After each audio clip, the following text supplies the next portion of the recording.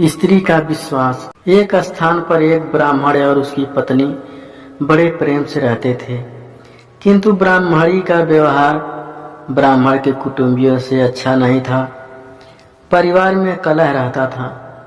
प्रतिदिन के कलह से मुक्ति पाने के लिए ब्राह्मण ने माँ बाप भाई बहन का साथ छोड़कर पत्नी को लेकर दूर देश में जाकर अकेले घर बसाकर रहने का निश्चय किया। यात्रा लंबी थी। जंगल में पहुंचने पर ब्राह्मणी को बहुत प्यास लगी। ब्राह्मण पानी लेने गया। पानी दूर था, देर लग गई। पानी लेकर वापस आया तो ब्राह्मणी को मरी पाया। ब्राह्मण बहुत व्याकुल होकर भगवान से प्रार्थना करने लगा। उसी समय आकाशवाणी हुई कि ब्राह्मण, यदि तू अपने प्राणों का आधा भाग इसे देना स्वीकार करे तो ब्राह्मणी जीवित हो जाएगी। ब्राह्मण ने यह स्वीकार कर लिया। ब्राह्मणी फिर से जीवित हो गई। दोनों ने यात्रा शुरू कर दी। वहां से बहुत दूर एक नगर था। नगर के बारह में पहुंचकर ब्राह्मण ने कहा, प्रिय तुम यहीं ठहरो, मैं अभी भोजन लेकर आता हूँ। ब्राह्मण के जाने के बाद ब्राह्मणी अकेली रह गई। उसी समय बारह के कुएं पर एक लंगड़ा किंतु सुंदर जवान रहट चला रहा था। ब्राह्मणी उससे हंसकर बोली, वह भी हंसकर बोला। दोनों एक दूसरे को चाहने लगे। दोनों ने जीवन भर एक साथ रहने का प्रण कर लिया।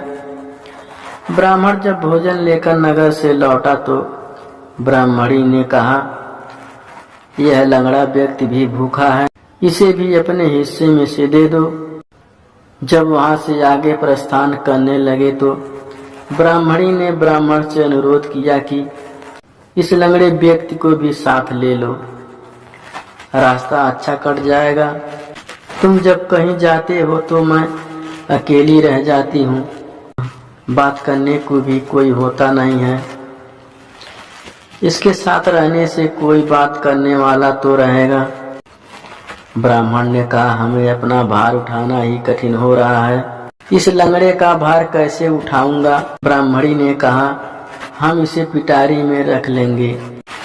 ब्राह्मण को अपनी पत्नी की बात माननी पड़ी। कुछ दूर जाकर ब्राह्मणी और लंगड़े ने मिलकर ब्राह्मण को धोखे से कुएं में धकेल दिया। उसे मरा समझकर वे दोनों आगे बढ़े। नगर की सीमा पर राजकर वसूल करने की चौकी थी। राजपुरुषों ने ब्राह्मणी की पटारी को जबरदस्ती उसके हाथ से छीनकर खोला तो उसमें वह लंगड़ा छिपा था। यह बात राज दरबार तक पहुंची। राजा के पूछने पर ब्राह्मणी ने कहा, यह मेरा पति है। अपने बंधुओं से परेशान होकर हमने देश छोड़ दिया है।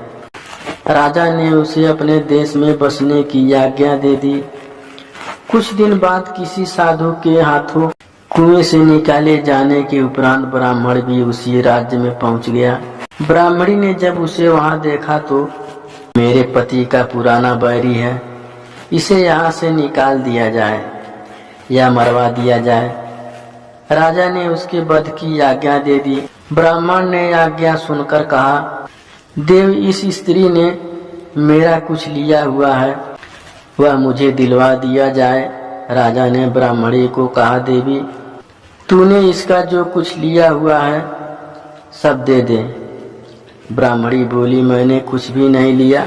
ब्राह्मण ने याद दिलाया कि तूने मेरे प्राणों का आधा भाग लिया हुआ है, सभी देवता इसके साक्षी हैं। ब्राह्मणी ने देवताओं के भय से वह भाग वापस करने का वचन दे दिया, किंतु वचन देने के साथ ही वह मर गई। ब्राह्मण ने सारा वृत्तांत राजा को सुना दिया।